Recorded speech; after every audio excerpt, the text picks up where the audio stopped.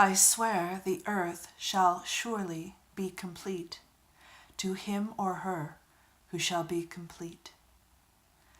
The earth remains jagged and broken to him or her who remains jagged and broken. That line was written by Walt Whitman, and it's from a much longer poem called A Song of the Rolling Earth, and you can find that in his book Leaves of Grass, and his book is archived online. I'll have a link for that poem in the description. And it's funny because I never have read Walt Whitman all the way through, and when I went to kind of look up that line that I had just gathered from somewhere, there's a very long poem, and the poem is worth a read. It's very, very gorgeous and teaches some very deep principles. Who we are is the experience that we have. Who we are is the punishment or the reward that we have. And of course, I don't encourage you to look at the lens of your life through punishment and reward, but some of us are there still or have moments of that. And so it's kind of like Kung Fu Panda, where he found the dragon scroll and it was just a mirror to him.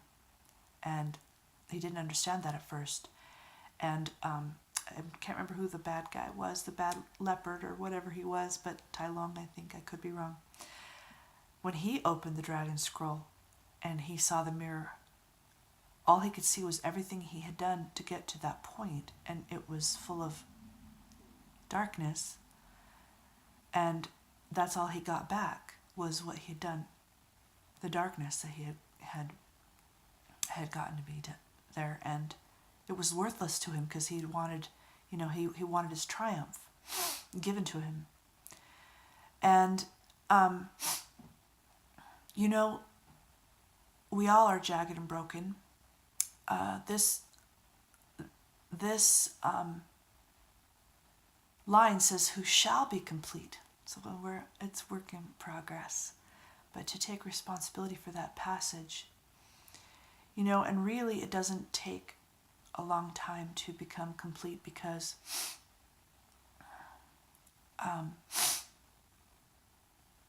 we are, we can choose that in a moment, really, because it can be perfectly imperfect. It's not perfection the way that we're used to thinking of it. It's just everything's already the way it's supposed to be. And if you don't like it exactly, then take a step in another direction. And, and sometimes that's all it is. But, say, well, what if I'm homeless? What if I don't have this or that? I think the measure of the world is not the measure of that perfection, to try to fit yourself into some capitalistic model of success or something like that. That's not it anyway. Some of the most peaceful people, I'm going to point to St. Francis of Assisi again. I've been learning a lot about him, so I've got him on the mind. He lived in poverty, and to him, poverty wasn't being poor because he had the bounties of the earth around him. Poverty was living simply. And yes, they lived without money, or to a great degree, I don't know exactly, but he lived that way by choice because he was already so full of the riches of the earth. And I think I've said in another place, and I may even bring it forward sometime, if you think about your eternity, and if you've been a thief or an adulterer or something like this, you're not going to be punished for that. You're going to be a thief. You're going to be an adulterer. That's who you're going to be. That's its own thing. It's not about being punished later or being thrown into a fire of hell or something. And you're hurting people as you go along. You're being here unfaithfully. And that's what that whole poem is about. So you can choose in a moment to just look around and be in love with what's happening. And it's not easy, but it's simple. It's a simple choice, but it's not necessarily an easy choice, but you can do it at any time. I think Jeff Foster says every moment and every place is a moment and place of access. You don't have to wait. Whatever is with you right now is your access to joy, is your access to heaven, or what we like, we're on this search for heaven. But it's just us. We're heaven. We're our own heaven and our own hell. And you can be in that completeness right now. And again, it reminds me of the poet Hafiz, who talks about dancing. And he says, dance when you're bleeding, dance when you're broken, dance when you've torn the bandages off. So there's always a moment to dance.